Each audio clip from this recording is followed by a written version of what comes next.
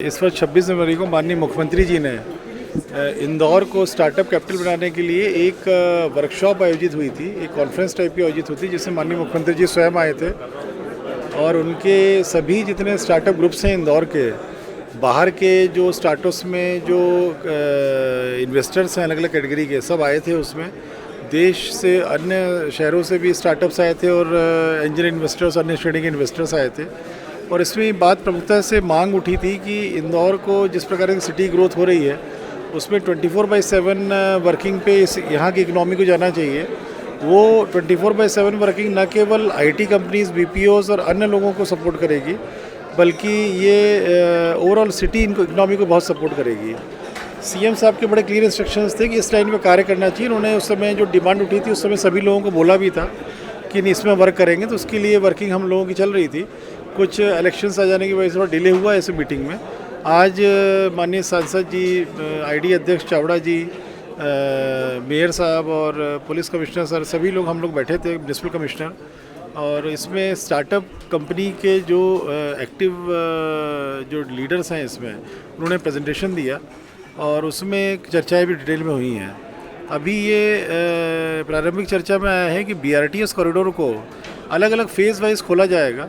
पहले BRTS corridor को लिया जा रहा है, आगे फिर अन्य जो बड़े स्क्वायर्स हैं उनको भी टेकअप किया जाएगा, जैसे अपना एमजी रोड हो सकता है या शहर के अन्य स्थान हो सकते हैं, उनको टेकअप किया जाएगा। क्योंकि इसमें जो भी कॉरिडोर लिया जाएगा शुरुआती तौर पे थोड़ा सिक्योरिटी के हम लोग को मापदंड रखने पड़ेंगे, पब्लिक ट्रांसपोर्ट मूव कराना पड़ेगा उसमें, और थोड़ा रेगुलेट करना पड़ेगा शुरू में। तो अभी बीआरटीएस कॉरिडोर का पॉइंट लिया है, इसमें निगेटिव लिस्ट रहेगी, कौन कौन सी एक्टिविटीज़ नहीं चल सकती हैं। निगेटिव लिस्ट में मुख्य तौर पर सभी शराब की दुकानें जो निर्धारित समय बंद होना चाहिए वो बंद होंगी, अभी जैसे बंद हो रही हैं। सभी ऐसे रेस्टोरेंट्स जिसमें FL2 या होटल्स जिसमें FL3 का लाइसेंस है बार का, वो यथावत अभी बंद होंगे जैसे अभी बंद हो रहे हैं। इनको नाइट के लिए एग्जेम्प्टेड नहीं रहेगा ये।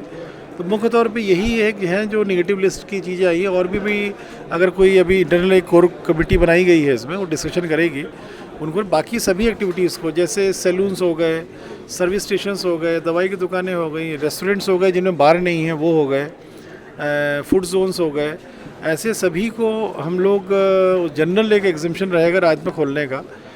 गुमाश्ता कानून में पहले रेस्टोरेंट्स और फूड जोन्स रात में नहीं खुल सकते थे। जब ये डिमांड उठी थी 26 जनवरी को माननीय मुख्यमंत्री जी के समक्ष, तब कंपल्सरी रहेगा। कोई ऐसा पोर्टल भी हम लोग बनाएंगे जिसमें कि संस्थान अपना रजिस्टर कर सकें और उसके बाद ही खोल सकें। हाँ, मॉल्स खुले रहेंगे।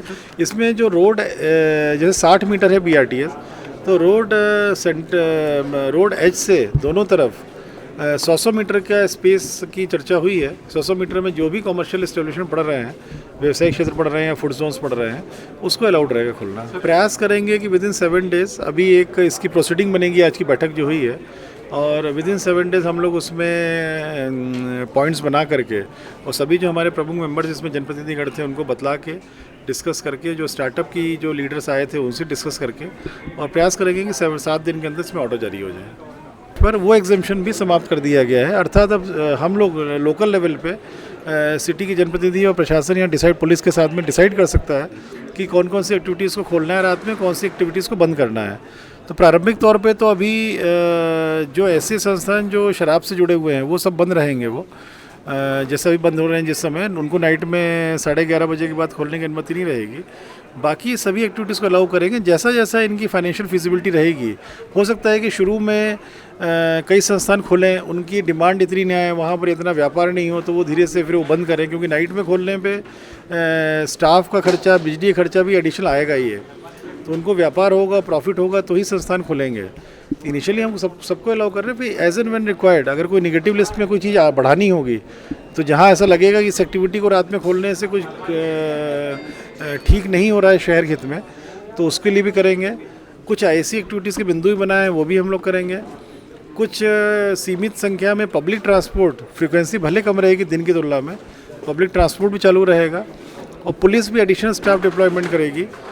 इसमें वैसे सभी चौराहों में बीआरटीएस में सिग्नलिंग की गई है। ग्रेजुअल आगे की फेज से मान लीजिए एमजी रोड लिया जाता है या अन्य रोड्स ली जाती हैं, तो उसमें भी फिर कहीं सिग्नलिंग रिक्वायर्ड होगी तो CSR मद से सिग्नल भी लगाए जाएंगे उसमें।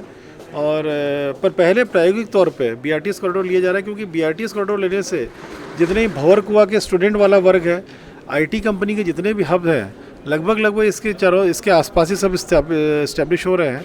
इस ऑर्डर में ये भी स्पेसिफिकली मेंशन रहेगा जितनी भी आईटी कंपनीज़ हैं, जितनी बीपीओज़ हैं, इससे रिलेटेड एक्टिविटीज़ हैं, ये 24/7 खुल सकेंगी। अधिकांश आईटी कंपनीज़ अभी खुल भी रही हैं, किंतु स्पेसिफिक ऑर्डर में इसमें मेंशन रहेगा, उनको खोलने के लिए अनुमति रहेगी, ताकि बीपीओज़ और आईटी कंपनीज़ में जो एक संदेश जाना चाहिए देश के अन्य शहरों में या विदेश की कंपनियों को कि इंदौर में ये सब एक्टिविटीज़ रात में अलाउड हैं।